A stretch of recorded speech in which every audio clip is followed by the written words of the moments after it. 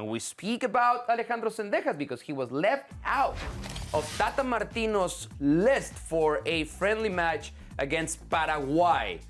No Memo Ochoa, that's fine. He's not fighting for his spot. He's a starter. Carlos Acevedo and Malagon are the goalkeepers.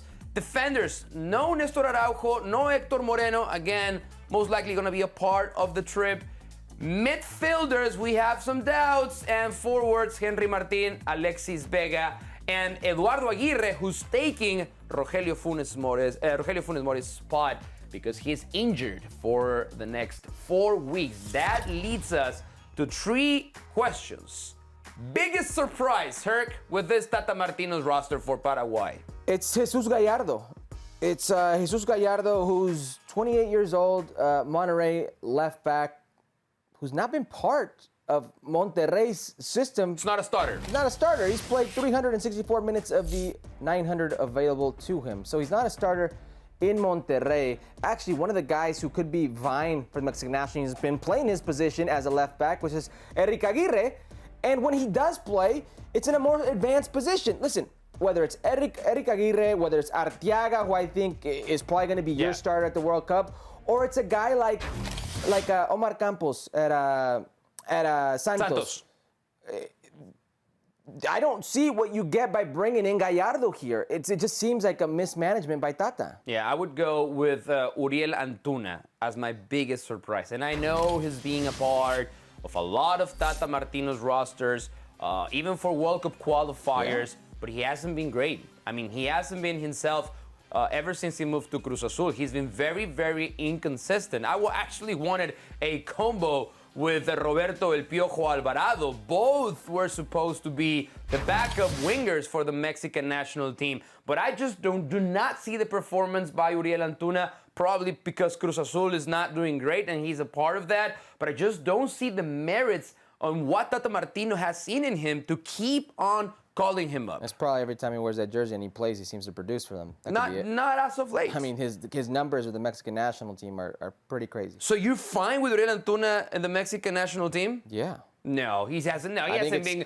He was good consistent. A couple of years ago. We haven't seen anything. That's just not surprising. We haven't seen anything from Uriel Antuna as of late. All right, that was our biggest surprise. Now let's go to biggest snub. Herc. It's Arturo El Ponchito Gonzalez. This man is on a tear. 4 goals, 5 assists, and those goals are golazos. That picture's not great by Ponchito. It doesn't do him justice. I am talking about straight golazos. Listen, you seem to cover that a little bit, Uriel Antuna, right? Yeah. They're just players who get called up. I think I mentioned with Tata. They're consistent. They get called up. They're the Luis Romos, the Charlie Gonzalez, the Guardados. Jay Rodriguez. Rodriguez, excuse me. That no matter what they do, they seem to still be on that ballot, seem to still be on that list, no matter what they do. And then there are other guys like Vigon and like Ponchito, who for the life of them can't get on this list, no matter how well they do, no matter how consistent they are. And he's a player that I think fits so many different systems that Tata could be well utilized by serving or by having or by at least seeing. I agree 100%. He's been not only one of the best players in Monterrey, leading the table, one of the best players in the league. And it's not like this Mexican roster has a lot of talented players that do the things that Ponchito Gonzalez actually does for Rayados de Monterrey. My biggest snub has to be Alejandro Sendejas. He has also been one of the best players in the league so far, especially when you consider that Tecatito Corona will most likely be out of the World Cup.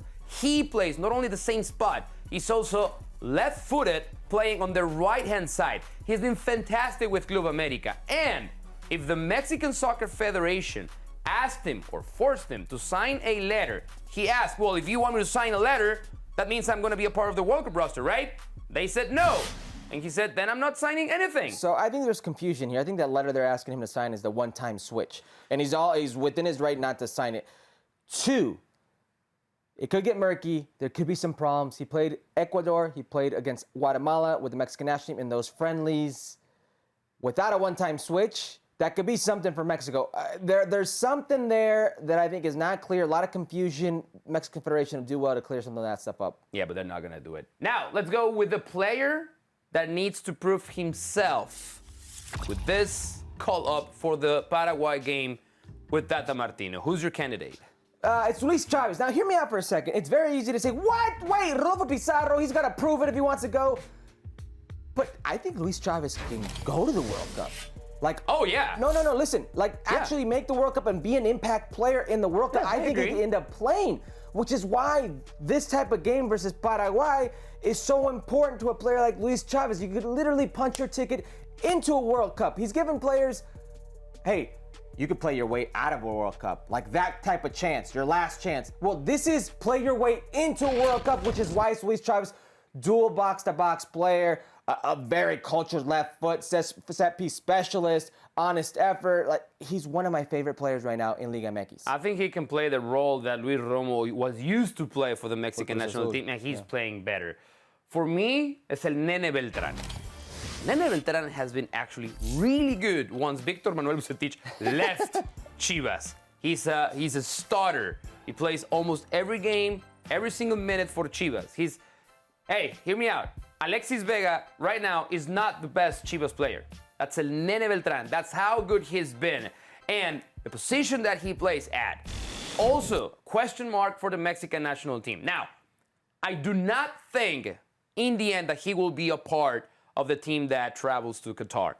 But if there's any kind of, and I mean, knock on wood, but there's an injury to an important player, Nene Beltran is one of those guys that can actually make an impact on Tata Martino's squad. This is probably his last chance to show that he can be a part of the Mexican national team.